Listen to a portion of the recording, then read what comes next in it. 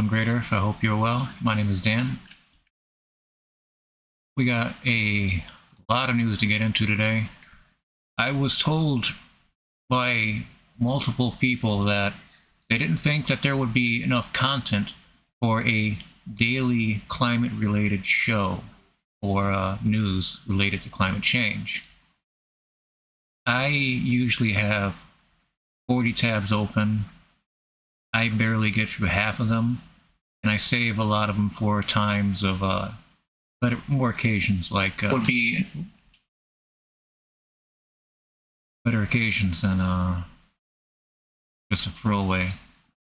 Like this, like the Bard Owl article. We'll get into it. There's a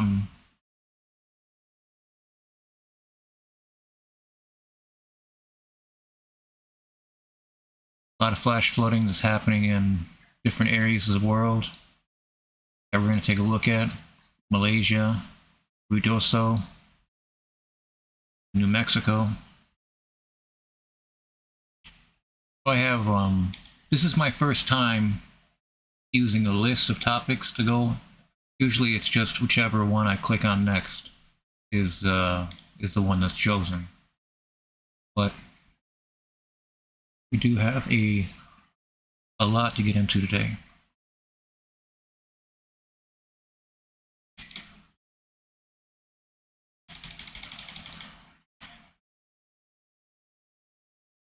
Hurricane Beryl rolls towards Jamaica after battering southeast Caribbean islands.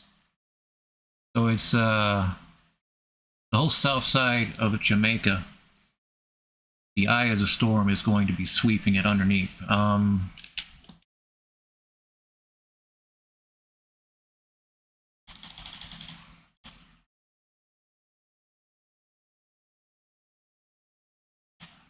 There we go. 5 p.m. Wednesday is right where, right here.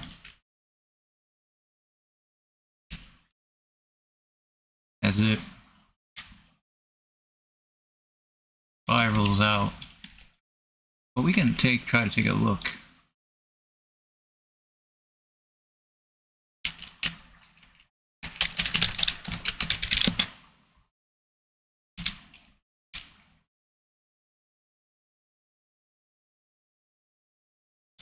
Here's Jamaica.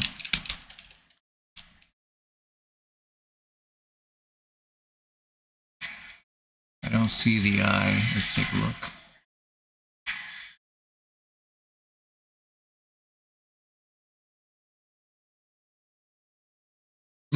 Is the eye reforming to avoid landfall? Maybe. You can't really, you just have to anticipate everything. All the factors, all the spaghetti models. There it is.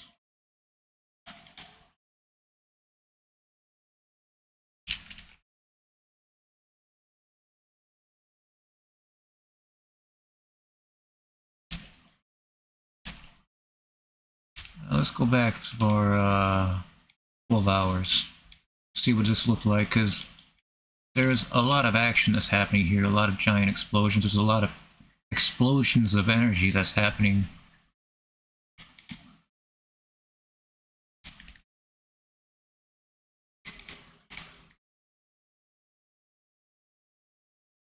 Right here, tremendous energy. Tremendous.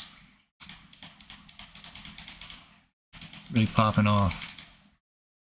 There's more dangerous to the storm unrelated. There's a wind factor of over 140 miles an hour. It's category 4 right now. It was category 5 for a while, but now it's going to be category 4, but it's still dangerously close to all these islands and the eye of it. Yeah, here we go.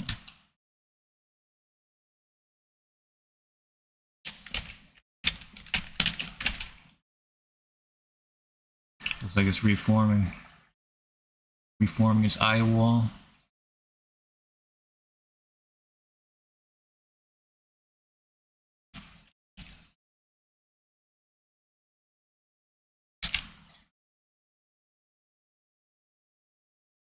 This is Hurricane Beryl.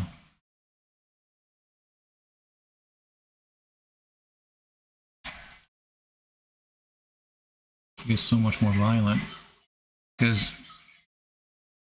to a hurricane, landfall of the eye is death.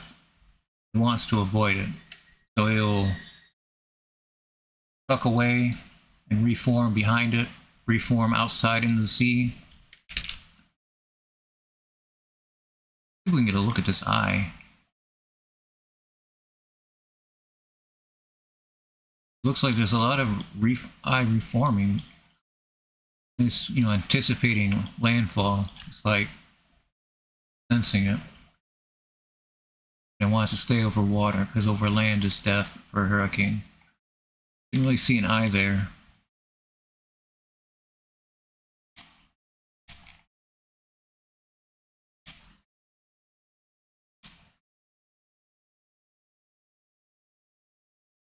There we go, there's an eye.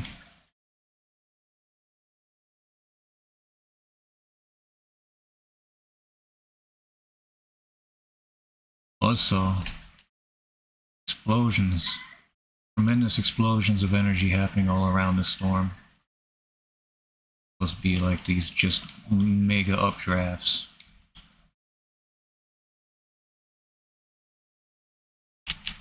It is. Now this thing is going. This is going to ride across the south side of Jamaica.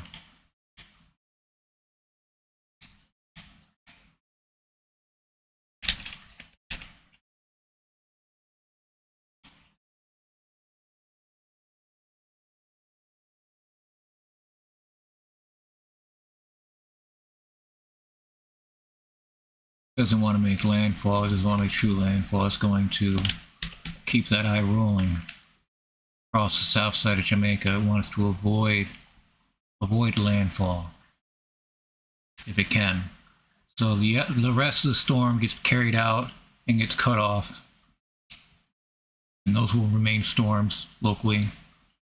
And this thing is still going to tear right across through the Gulf of Mexico.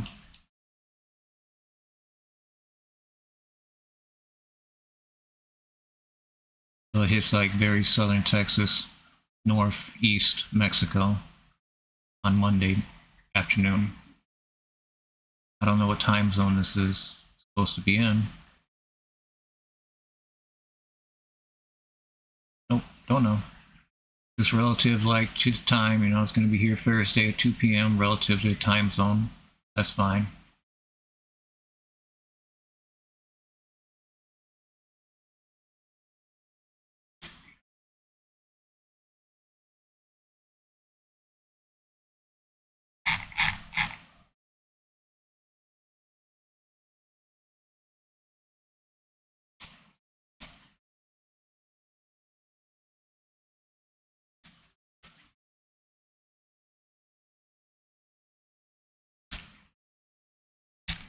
That's all I want to say about this hurricane, actually.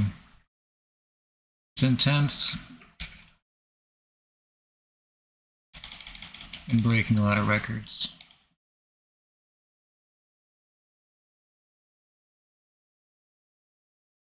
Beryl, with its maximum sustained winds near 145 miles per hour, remains dangerous despite being downgraded from Category 5 on Tuesday. It killed at least 6 people, slashed power, destroyed buildings, and blocked roads that tore through Grenada and St. Vincent and the Grenadines, according to the Associated Press. Weakens a little bit, but it's heading to landfall. There's no avoiding it. Dumping 4 to 8 inches of rain, as much as a foot, across Jamaica through Wednesday evening. So even after the storm passes, they're not out of the woods yet, because they still have this surge of sea level. While the storm is pushing its way around as well, there's this surge as well. There's a lot that goes with a hurricane that is this tremendously powerful. It just rips right through. But its eye is still intensely focused on surviving which means that it wants to avoid landfall. And it will avoid landfall in Jamaica. It'll have the entire Gulf tear apart, more water. Before the hurricane make landfall, it has to bump up, slow down, come up, go across. It's not just a simple, smooth transition. It's complicated, and it's a whole host of things meteorologically that is happening that are mind-blowing. And then it makes landfall, and that's where it intends to reduce itself into just a piddly storm.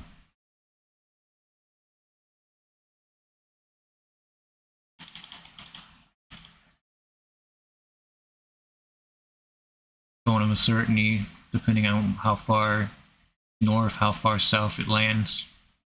But that's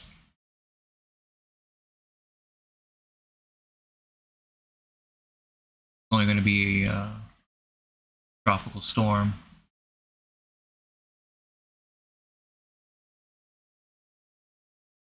So it's going to buzz by Jamaica pretty harshly.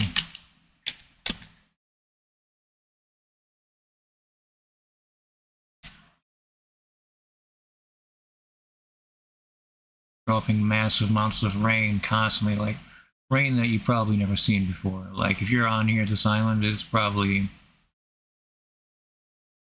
happening far faster than you imagine. Like, oh, it's rain. Oh, that's rain. That's real rain. Everything is rain wrapped. Hard to see. Winds howling at over 145 miles per hour. No joke. And 6 people have already died.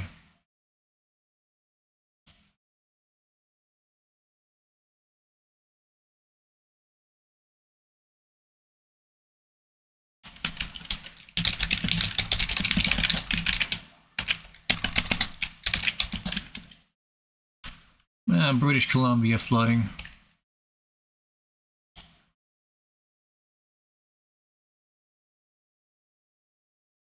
At least 20 homes damaged by flash flooding in Savona, British Columbia. Officials say there were no injuries or damage to critical infrastructure from a flash flood that forced the closure of a part of Highway 1 through Savona, British Columbia on Sunday night. The route through the community west of Kamloops, which Kamloops, if you remember, had a pretty severe wildfire that ran near it or in it. It was a while ago, but still, I remember that. So you have these burn scars, and like from heavy rains hitting the ground, just absorbing too much, and then that's as much as it can absorb. Well, with burn scars, you have ground that can't be permeated easily with the rain that's falling. So it just pulls up quickly and goes into a channel that is least resistance and floods.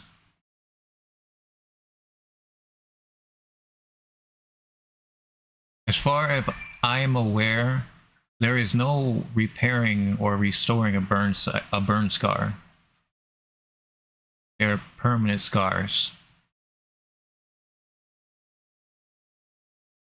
While no one was hurt, at least 20 homes are believed to have been damaged in the flood.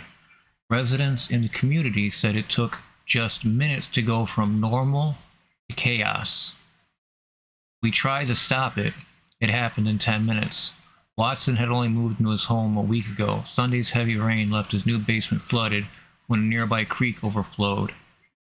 We've never been through rain like that before. It was crazy. This is one thing that I've been saying for months now, months and months, is that you're going to start hearing this more often. We've never experienced rain like this before, and we lived here for 3 generations. My fathers would have wrote about a storm like this. Something. It's nothing. These people that are constantly surprised are baffling. Even if they believed in climate change, it just seems to be baffling that with as much resources and media that we're consuming regarding climate change, that we still find it difficult to put ourselves in a position that maybe things aren't a hoax. But those people, there's no arguing with people that believe in very fairy tale things, very crazy things, very dangerous things.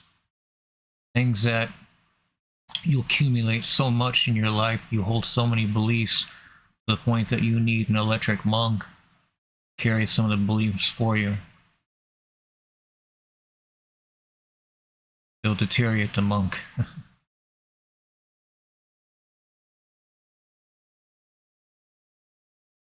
I digress, I apologize. Douglas Adams. Watson had only moved into his home a week ago. Sunday's heavy rain left. Yep, that's where I was. It did rain hard throughout the region last evening, and I think this one just hit the right spot or the wrong spot, however you want to look at it, for the Savannah region area.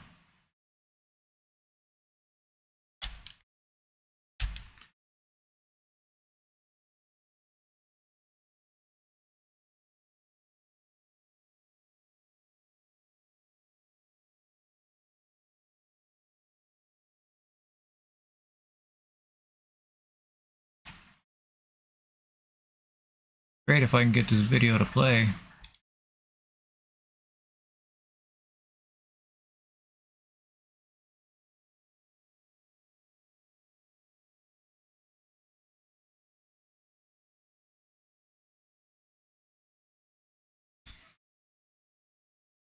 It took mere minutes to go from normal to chaos. Savannah residents assessing the damage after flash flooding. Okay. This is global news. Yeah.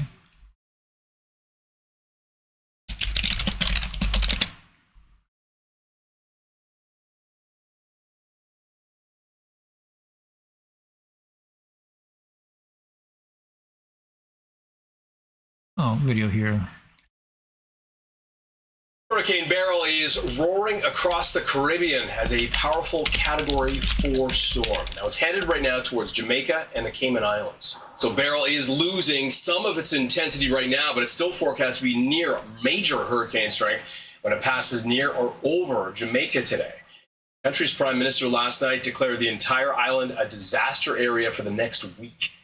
6 people have died after Beryl slammed islands in the southeast Caribbean on Monday.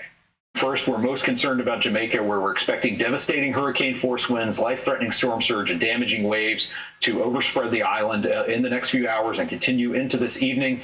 Everybody in Jamaica needs to be in their safe place and be prepared to stay there for at least the next 12 hours. Jamaica must take this hurricane seriously.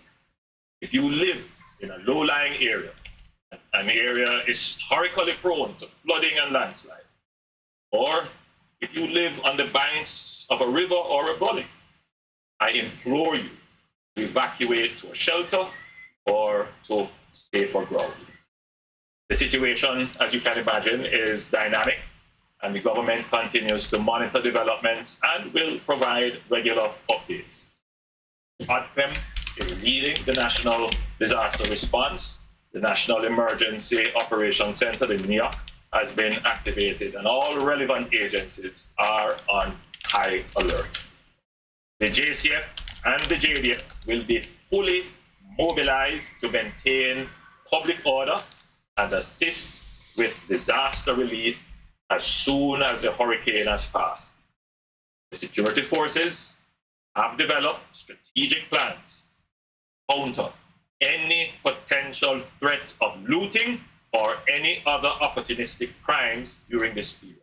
To see this level of destruction, it is almost, Armageddon, like almost total damage or destruction. It is almost Grenada Prime Minister Dickon Mitchell. Almost total damage or destruction of all buildings, whether they be public buildings, homes, or other private facilities. complete devastation and destruction of agriculture, complete and total destruction of the natural environment.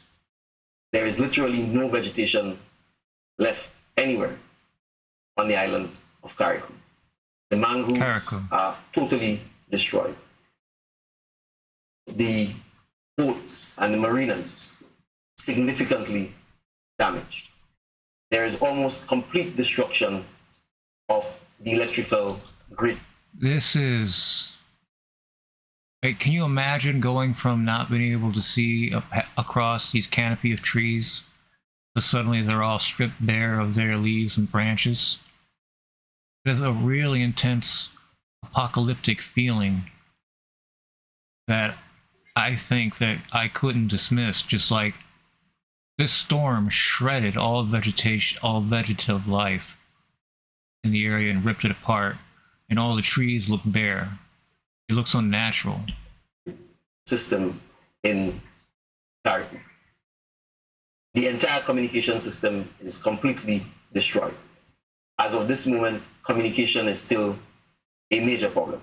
We still have, as I said, citizens in shelters. NADMA is continuing to provide support to them, and relief supplies are likely to continue in the coming days in instances where persons are not able to return to their homes, either because they have no homes or because the homes have been damaged.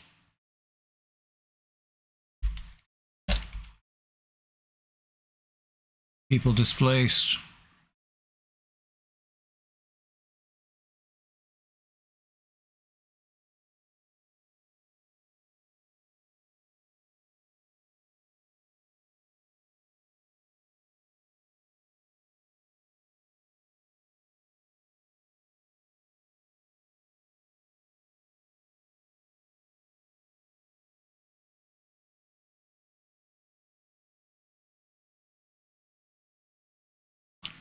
Let's see. Thousands trapped in northern Myanmar flooding. See the flooding, pretty severe. I got an umbrella. Alright. Thousands trapped in northern Myanmar flooding. Floods in northern Myanmar have trapped thousands of people in their homes and cut electricity and phone lines. Residents and local media said today, with the state weather office warning of more heavy rain. The local river has been risen above its danger level, and people are inundated. The buildings are inundated. They're inundated walking outside, up to their chest. There's no sitting down. People underestimate the power, psychological power, that floods this much have over people locally. You survive this flood, but you're just treading water most of the time. As the ground underneath you is being eroded.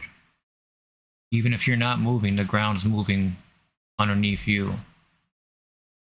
You have really these constant forces that could be just even, a vehicle, a few kilometers away, trying to move through the water.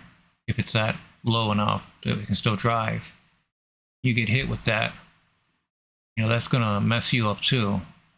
There's a lot of things about being stuck in flood water like this that is just horrifying psychologically.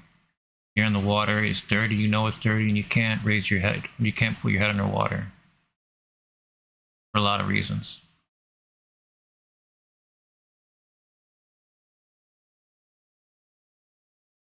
Local media said the floodwaters had trapped thousands of people in their homes, and the state weather office warned of more heavy rain in the coming days.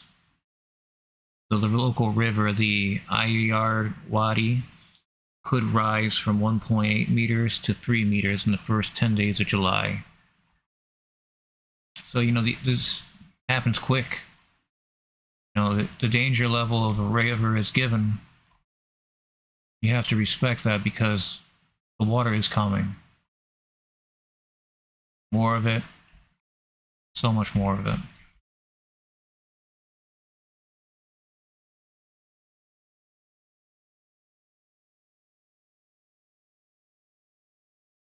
This is Myanmar.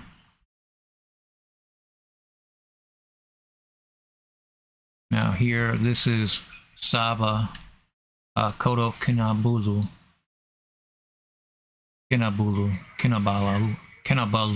There we go. Koto Kinabalu. The amount of flood victims. Now this says flood victims, and usually I scratch my head because it took me a second there. I'm like 481 people. No, these are people displaced. A lot of times when flood victims are given that that term is that designation as flood victim, it's not just as the people that have perished in the floods.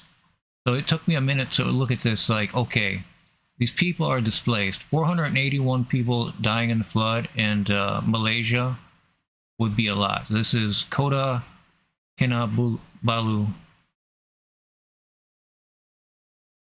Malaysia. The number of flood victims in Sabah rose further to 481 people from 147 families this afternoon, housed at 4 temporary relief centers, compared to 464 people from 140 families this morning. This, changes rapidly. These people's homes, their livelihood, everything's lost, and the only thing they have now is their lives and these tents. What are you gonna do? Until they're able to go back when the water recedes, if the water recedes, check back on their belongings, their homes, if the property, the foundation's still there, how much of everything was washed away by the floods that are about up to here, probably like that. Yeah, you see this picture here. This is Koto Kinabalu and Panampang. This is another article of the same floods, but from previous, from 2 days prior. You see these people are literally having to swim. They don't know what's underneath this water as you walk across it. There could be a park bench that's there and you just stumble across it. And not knowing what kind of object, the understanding it, is going to cause a lot of confusion and distress. Again, adding to the psychological stress of flooding, of being stuck in flood water, is majorly psychological stressful, and it's not something that people probably get used to without training. I would say, because you're going to panic as a normal human person. You will panic. The water is, unless there's a lot of people around you to calm you down, but I mean, everywhere there's water passed up to cars. You see this car over here.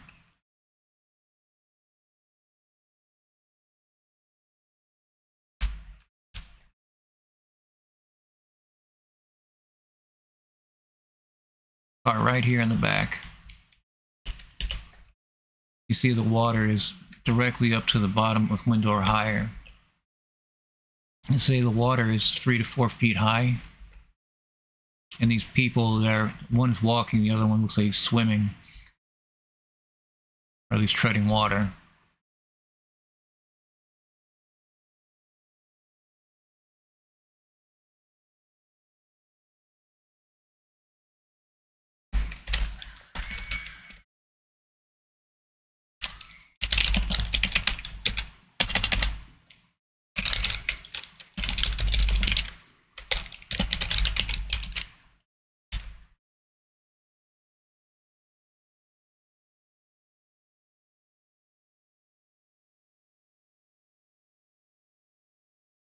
Here's some video.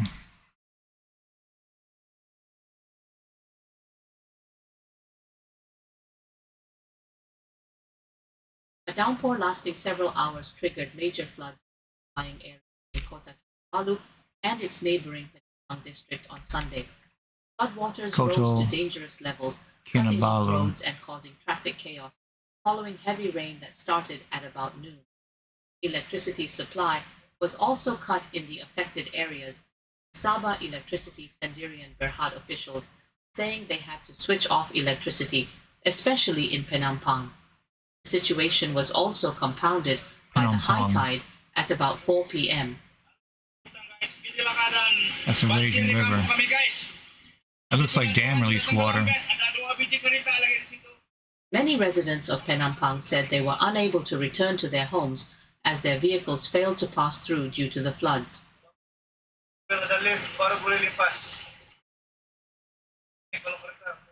Other residents living in Limbanak and Inanam said they experienced power outages and the road in the areas were inaccessible. The Penampang District Office declared the district a disaster area, while various authorities said they had started operations to save lives and evacuating the flood victims. The Malaysia Meteorological Department said many parts of Sabah, including Sipitang, Tenom, Keningau, and Tawau, will experience severe weather with heavy rain until 1 a.m. on Monday. Whoa, it's not going to stop raining. Oh no. That's awful. And it's not going to stop raining for days. And they're already inundated to the point that they're being displaced.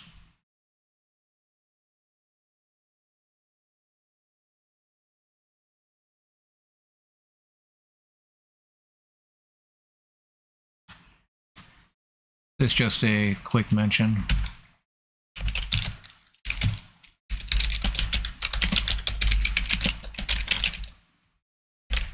There were 100 people rescued by National Guard from flash flooding, 100 victims.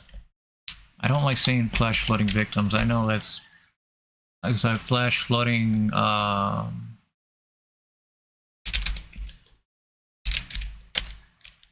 flooding rescue. Because their victim to me means a death. If somebody died in a flood. No, it's just another way to say it. No, not really. Ruidoso. So we were talking about burn scars throughout the land that have been scorched by wildfires that raged, that horribly affected the ground to the point that these areas can no longer accept water, and it's just hydrophobic. Races right off the surface. And after so much of it rains down at once, it's going to find a little crevice or crack or enough slope, and that water is going to move. And it's going to move the width of the entire storm, not just locally in one little area, patch here. No, but the entire storm is going to let loose down. If it's flooding here, it's flooding here, it's flooding here. All that pools up at once as the storm just doesn't let up. For a few more days, it's Wednesday. It's going to keep raining in Sabah till Monday. Even after Monday, they still have the fallout of the flooding. For weeks, probably. They're going to be shoveling mud out for weeks. But that's Malaysia. We're talking about here, Ruidoso. This is New Mexico. This is where 29 people were thought to have been lost in the wildfires in Ruidoso sometime before a month ago. And now with these burn scars, you have people that are being rescued constantly due to these wildfires that trigger these extreme flash floods. There's like two kinds of flash floods that you can expect. Is from the surface that has been scorched or released dam water, and then you get like a current. You get that wall of water, that initial force that hits. Because whenever you got that true flood water, the flooding is more natural. Whenever it comes out of a dam, whenever it's released, it literally is just this brutal wall of water that is just waiting to decimate what's in front of it. So the water rose 6 feet here in Ruidoso. Flash flooding rushed through Ruidoso on Sunday. The National Guard rescued at least 100 people out of the flooded areas. These people in Ruidoso are not catching much of a break after evacuations between wildfire and flooding now. They're getting hit with all of the big changes.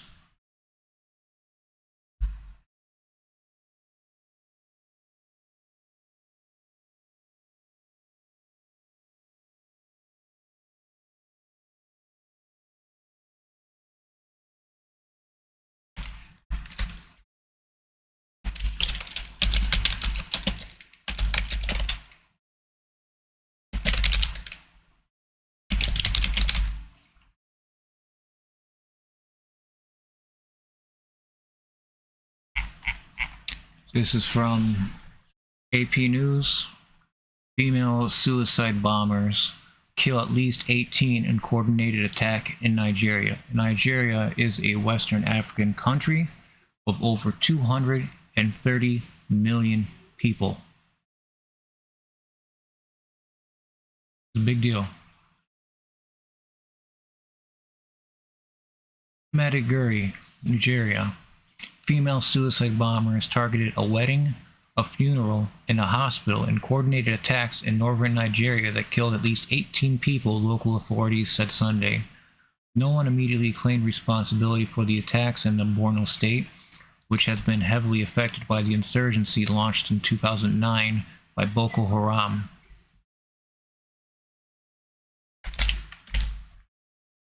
The extremist group previously has used women and girls in suicide bombings, prompting suspicions that some attackers come from many thousands of people the militants have kidnapped over the years, including school children. The first suicide bomber detonated a device during a marriage celebration in the northeastern town of Gwanza. Barkindo Saidu, Director General of the Borno State Emergency Management Agency, told reporters. Minutes later, another blast occurred near General Hospital, Saidu said, and the third bomber at the funeral service was disguised as a mourner. Children and pregnant women were also among those killed. At least 30 others were wounded, and Saidu said that injuries included abdominal ruptures and skull fractures. Nigerian President Bola Tinubu said in a statement that the attacks were desperate acts of terror and an isolated episode. Boko Haram is not an isolated attack. When you have this terror happening on a regular basis, this is the first Boko Haram terror attack in Nigeria since 2020. This is a big deal. There were women that were placed in these situations to pretend to be part of it, waiting for their detonation.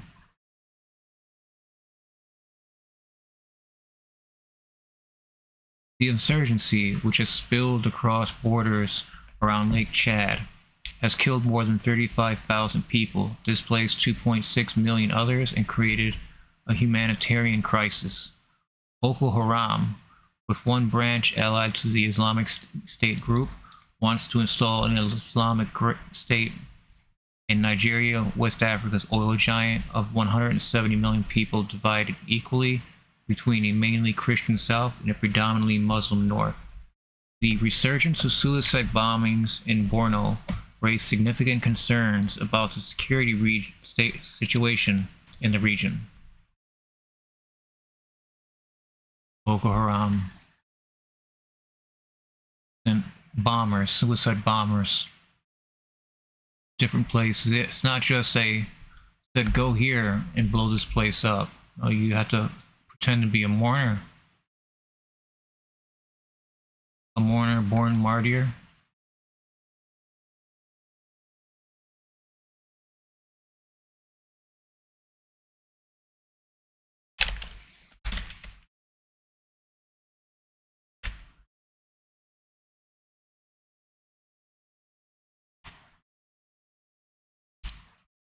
Is from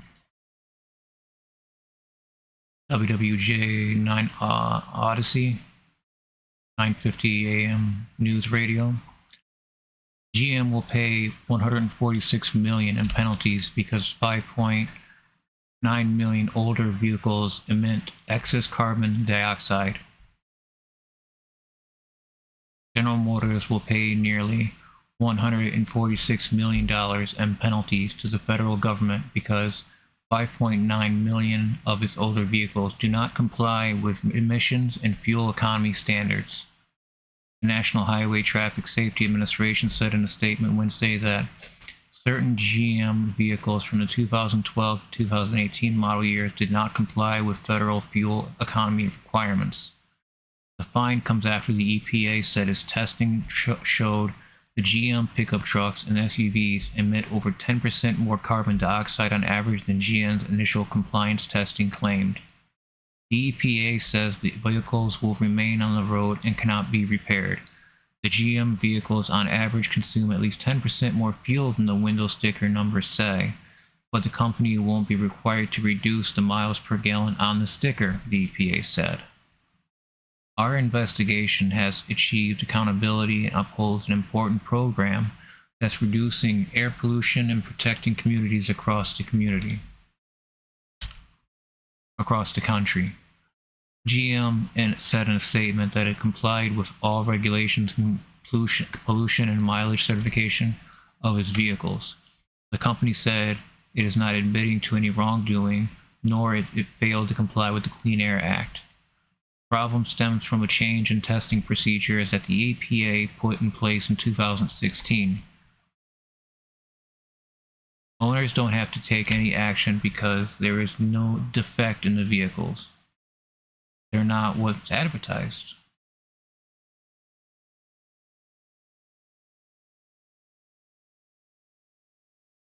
GM will be forced to give up credits used to ensure that manufacturers' greenhouse gas emissions are below the fleet standard for emissions that applies for the model year, the EPA said.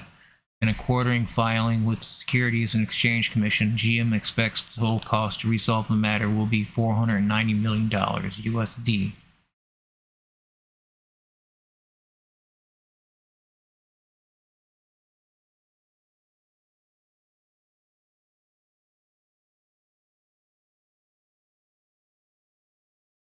That gives more information. In 2014, Hyundai and Kia entered into a settlement in which they had to pay a $100 million civil suit to end a 2-year investigation into overstated gas mileage on window stickers of 1.2 million vehicles. Same Volkswagen in 2015. They're going to try. They don't care if we die. Lie instead. Fake it. Even though that it's been proven to be achievable, they don't want to meet those standards. Now they're going to have to pay $500 million, at least. Or almost $1 billion. $500 million. When this is all said and done.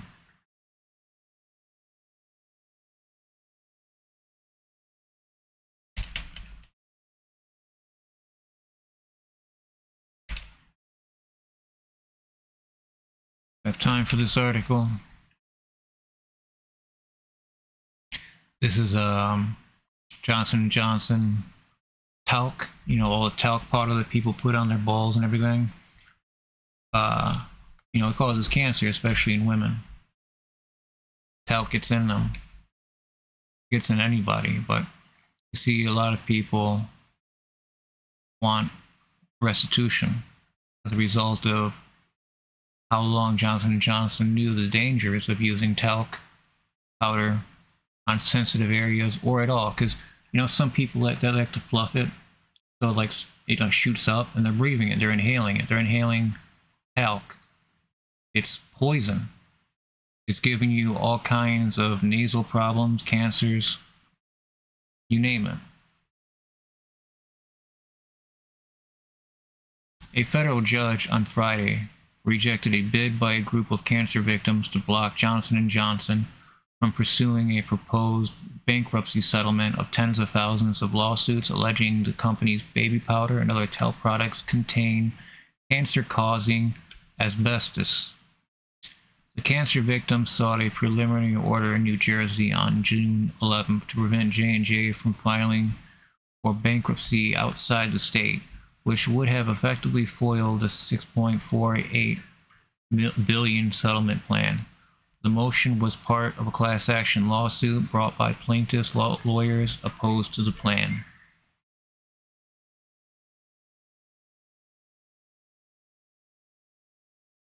They're facing lawsuits from more than 61,000 plaintiffs alleging its talcs caused ovarian cancer and mesothelioma, a deadly cancer linked to asbestos exposure. So even minute amounts of asbestos is enough to give you cancer.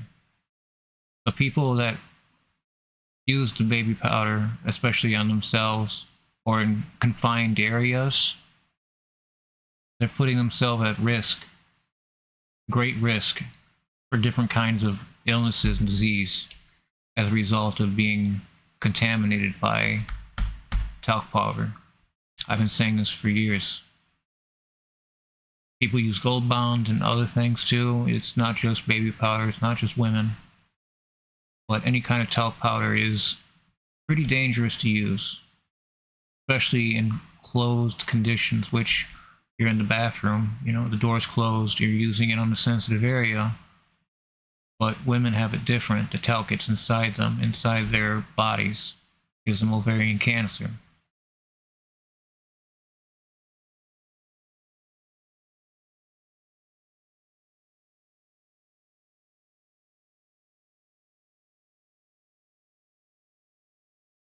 I'm going to maintain that their products are safe, but I mean, how much asbestos is in each product? And how long have they known about their products not being safe? Because you're breathing in asbestos by fluffing these, you know, the baby powder. Whenever people squeeze it, fluff it up. If people just think that's funny to do, or they just have a habit of doing it, that's not good. So it's all kinds of talc powder. It's not just baby powder, but it's also like Gold Bond, medicated powder, and anything that's talc that, you know, it's... I had to stop using Gold Bond for the same purposes, because realizing that talc will give you all kinds of horrible problems, I quickly stopped using it. I hope more people do the same. Vote with your wallet, especially whenever we have cancer victims losing their bid to sue.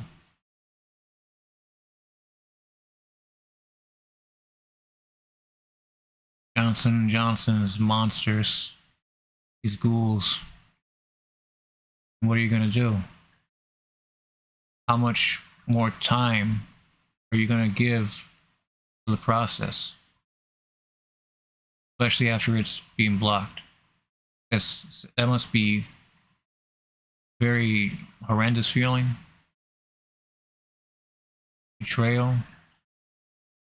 Let this company just, okay, well, we admit that talc can cause cancer, some cancers, by inhaling it, or women by putting it on their vaginas or their anuses, just absorbing it into their body.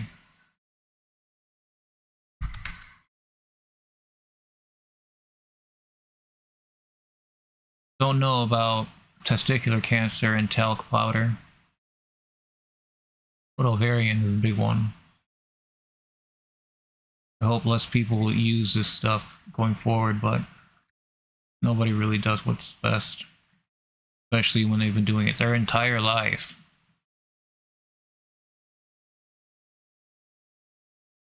Baby powder gives babies different cancers, different diseases. This is more widespread than just a few thousand people. You understand? This is massive.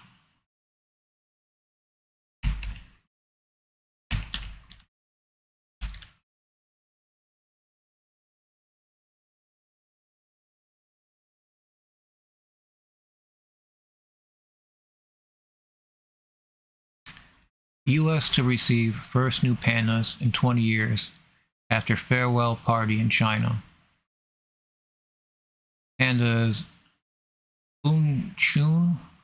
Chuan and Ji Bao will set up home at the San Diego Zoo in California. An elaborate farewell ceremony was held in their honor in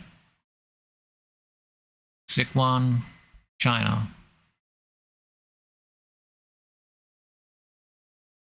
Sichuan.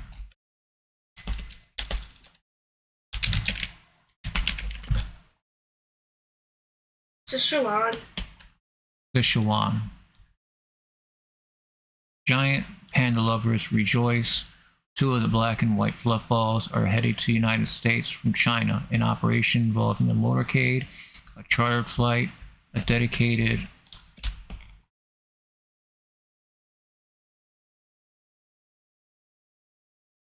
entourage, and a bespoke menu, according to Chinese wildlife officials.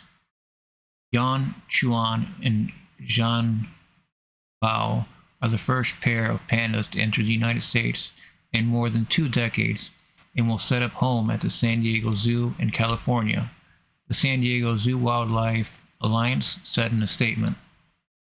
Before their big move, the pair attended an elaborate farewell ceremony in their honor in China's Sichuan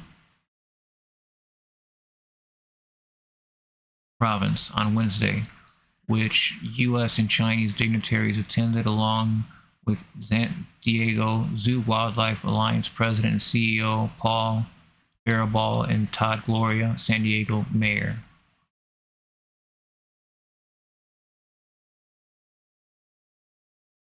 The female is 3 years old and the male is 4 years old.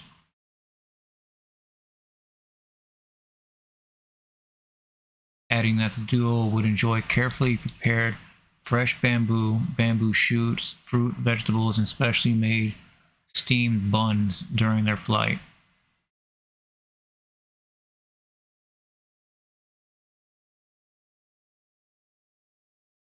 The panda's relocation is part of ongoing efforts between the 2 nations to protect the mammals. Officials from both nations said. Pandas are no longer considered in danger, but their status is listed as vulnerable according to the World Wildlife Fund. The animals are also star attractions in zoos in the United States and have been long associated with China's diplomatic efforts. China is home to the only natural habitats for pandas, and panda diplomacy can be traced as far back as AD 685. Since then, the mammals have been sent to nations around the world, serving as strategic goodwill ambassadors, attempting to soften China's image abroad. In recent decades, China has lent pandas on renewable 10-year contracts for a fee, with all cubs born abroad to be sent back before they turn 4. The bears often become celebrities in the process, while the departure of 3 pandas from the Smithsonian's National Zoo in Washington last year triggered tearful farewells and fears the United States would eventually be left with no pandas.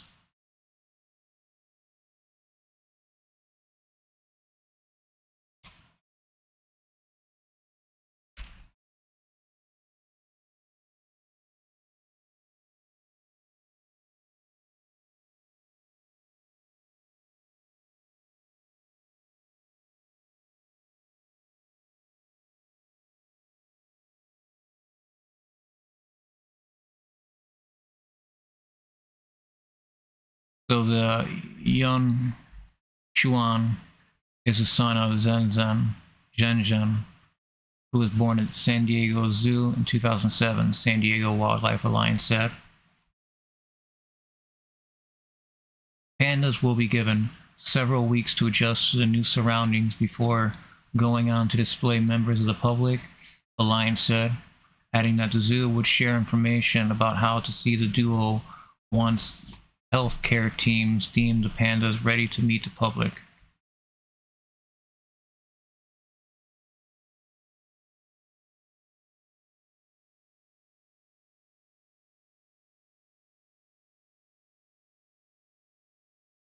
That's nice.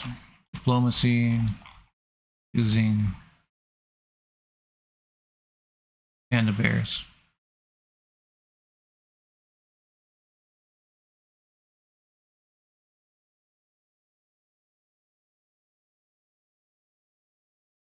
Wildcat kittens born outside captivity.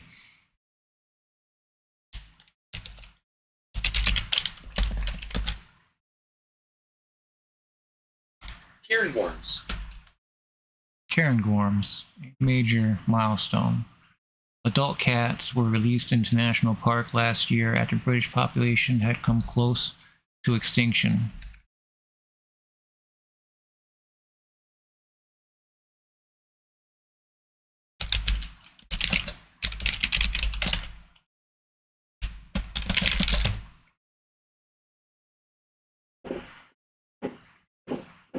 See the collar.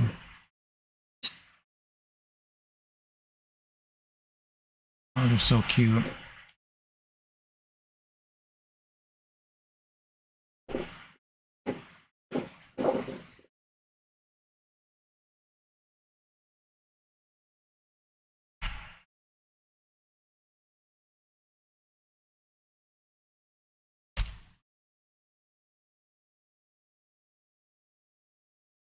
The birth of wildcat kittens in the Cairngorms National Park has been hailed as a major milestone in efforts to rescue the secretive mammals from extinction in the UK.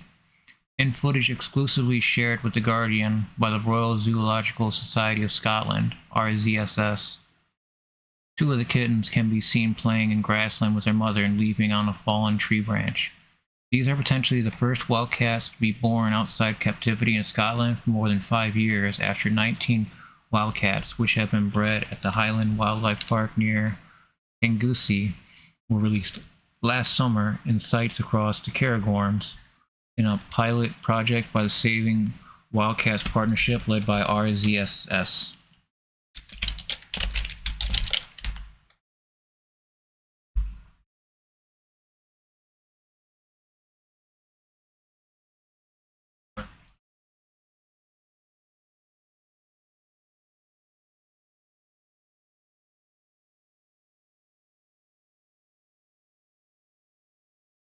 It was the first time a predatory mammal had been deliberately reintroduced into the UK after a landmark report in 2019 concluded that the Scottish wildcat population was close to being functionally extinct. This was because of the population decline caused by the loss of native woodland and human persecution and interbreeding with feral and domestic cats. While the field team have said they cannot be 100% sure of the parentage of the kittens until they have taken DNA samples.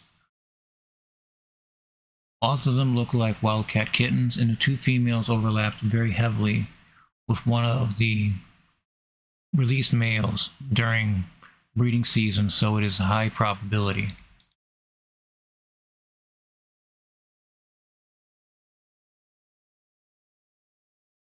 The kittens, which were about 6 weeks old, looked happy and healthy, she said, despite out of season snow and heavy rain in the mountains over the past month.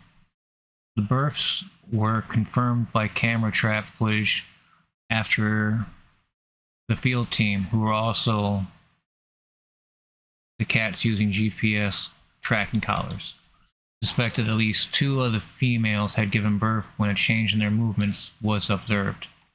We didn't dare to dream that we would have wildcat kittens in the first year of releases, and seeing those kittens on the video was the most exciting moment of the project so far. Dr. Helen Sen, who leads the project at the wildlife park, said, "It's so exciting to see that the cats are able to make their life in the wild, find a mate and reproduce, when all those things are not givens at this stage in the project. Wildcats may look distinctive with their muscular bodies, flat faces, and thick, blunt tails, but their brown, black, and buff camouflage stripes and secretive habits makes them difficult to monitor."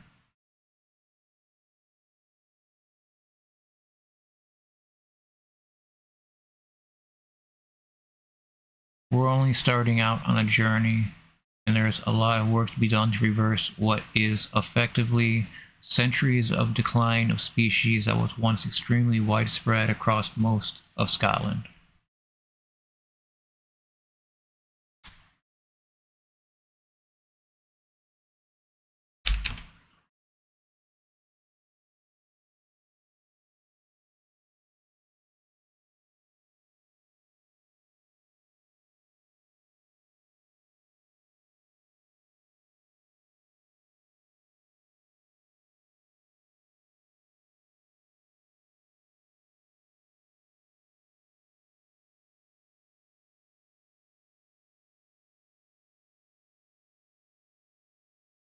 Okay, so this is a really insane story.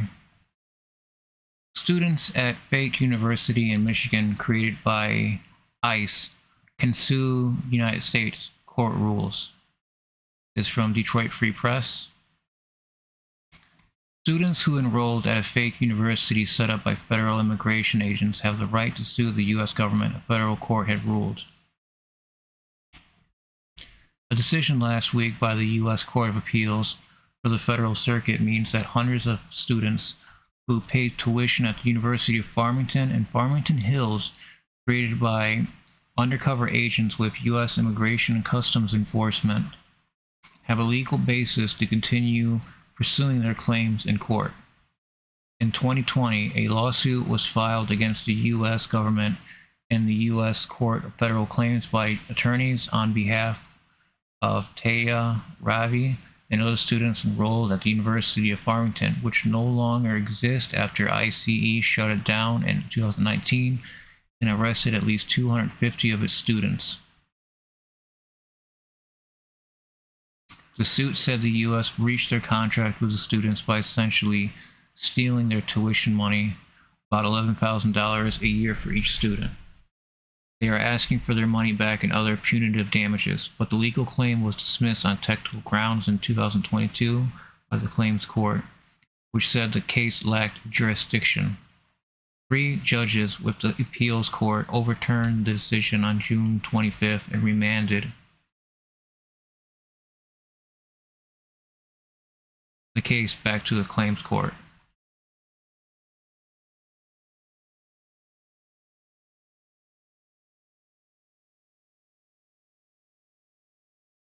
Records reveal the Department of Homeland Security went to great lengths to deceive students, said their attorneys. The fake university was incorporated in the state of Michigan in January 2016. Records with the Department of Licensing and Regulatory Affairs show. The Accrediting Commission of Career Schools and Colleges, which was working with the U.S. on its sting operation, also listed the university as legitimate.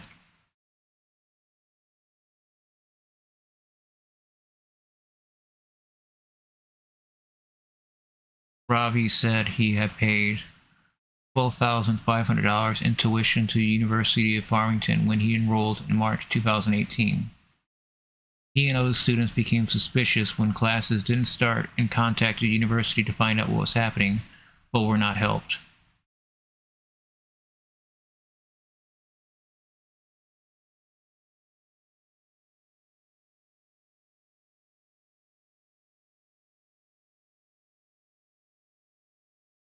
Students said they were entrapped, but ICE officials defended their actions.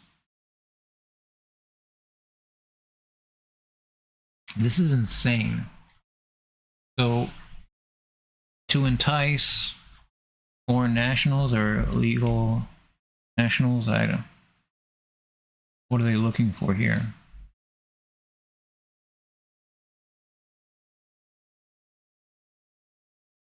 They're looking to exploit. Period.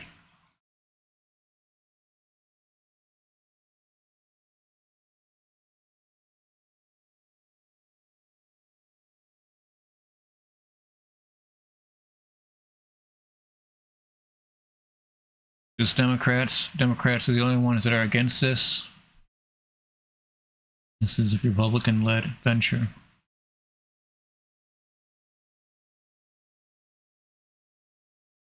This is cruel and appalling, Elizabeth Warren on Twitter, now X, linking to the Free Press story. These students simply dreamed of getting the higher education America can offer.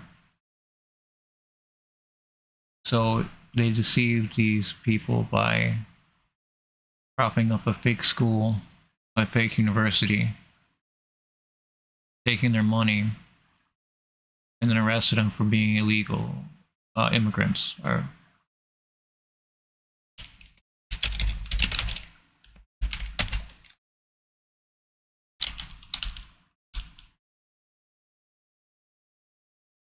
So they took their money and possibly deported them, arrested them.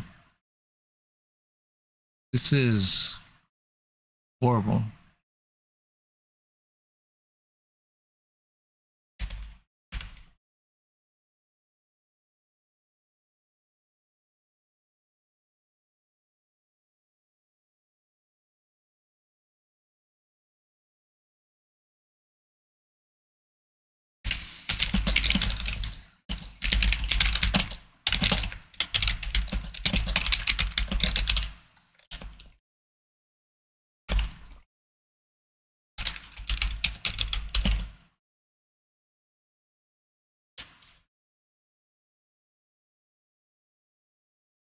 U.S. officials plan to kill hundreds of thousands of barred owls to save another species from extinction.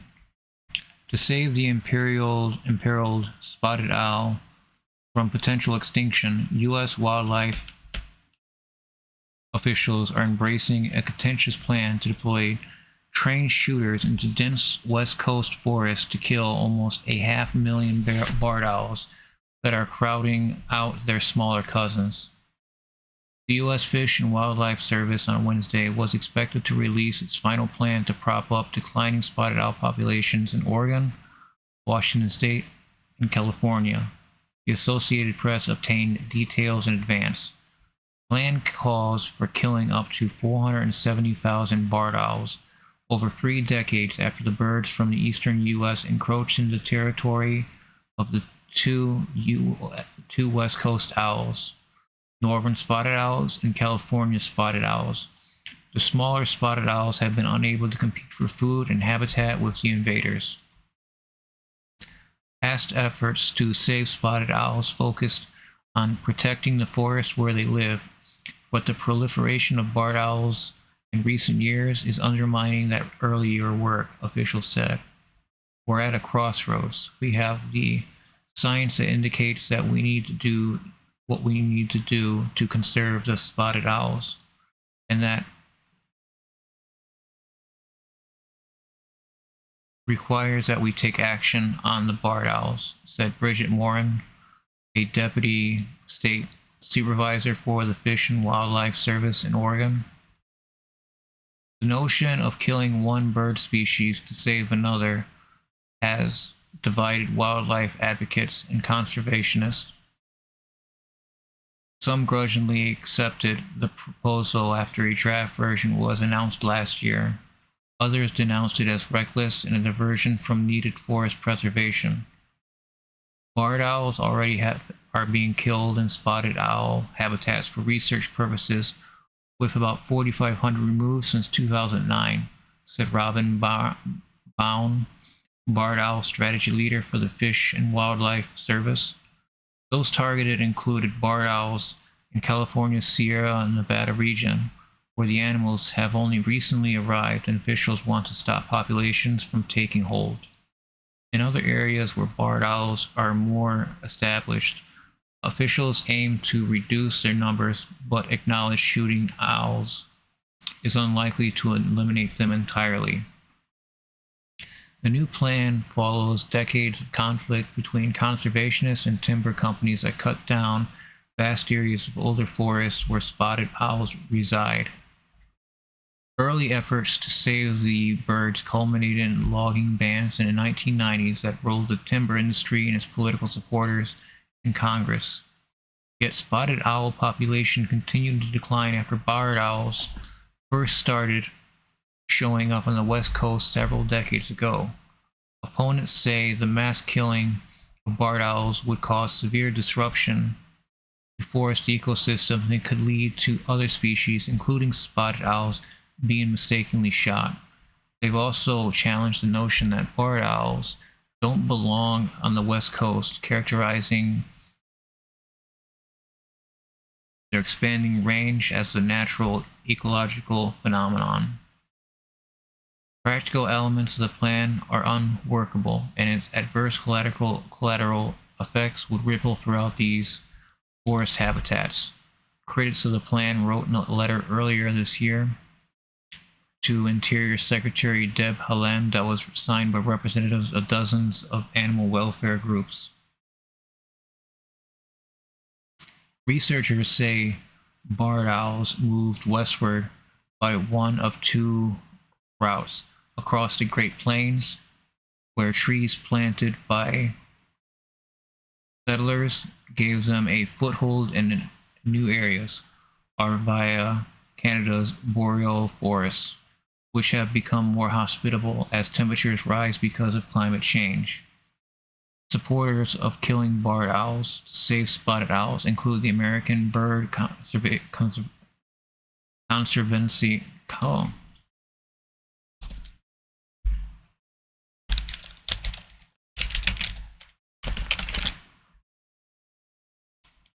Conservancy. Supporters of killing barred owls to save spotted owls include the American Bird Conservancy and other conservation groups. Our organizations stand in full support of barred owl removal as a necessary measure, together with increased habitat protections for all remaining mature and old-growth forest, the group said in comments on a draft proposal remove barred owls that was released last year. Northern spotted owls are federally protected as a threatened species. Federal officials determined in 2020 that their continued decline merited an upgrade to more critical designation of endangered, but the Fish and Wildlife Service refused to do so at the time, saying that other species took priority. California spotted owls were proposed for federal protections last year. A decision is pending. Under former President Donald Trump, government officials stripped habitat protections for spotted owls at the behest of the timber industry. Those were reinstated under President Joe Biden after the Interior Department said political appointees under Trump relied on faulty science to justify their weakening of protections. We're going to be experiencing Trump administration for decades to come, regardless of what happens. Deregulation, environmental destruction. We can't get this back on.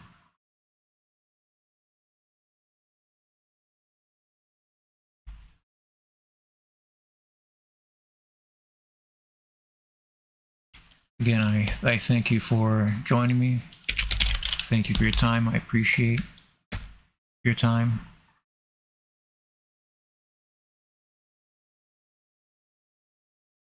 As of now, I would like to go over my Patreon. It is in the description of this video. It is a link. It goes to my Patreon. There is a free tier membership. I would appreciate it greatly if you were to click even the free membership. So what we're doing here, going live at 5:30 every day with breaking climate news as much as I can fit in here.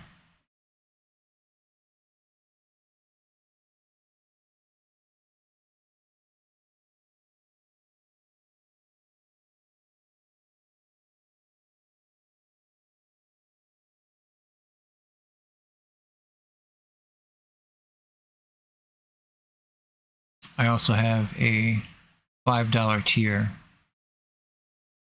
I would greatly appreciate even just a free click. I would like to thank my headliners. That's what I am calling them right now.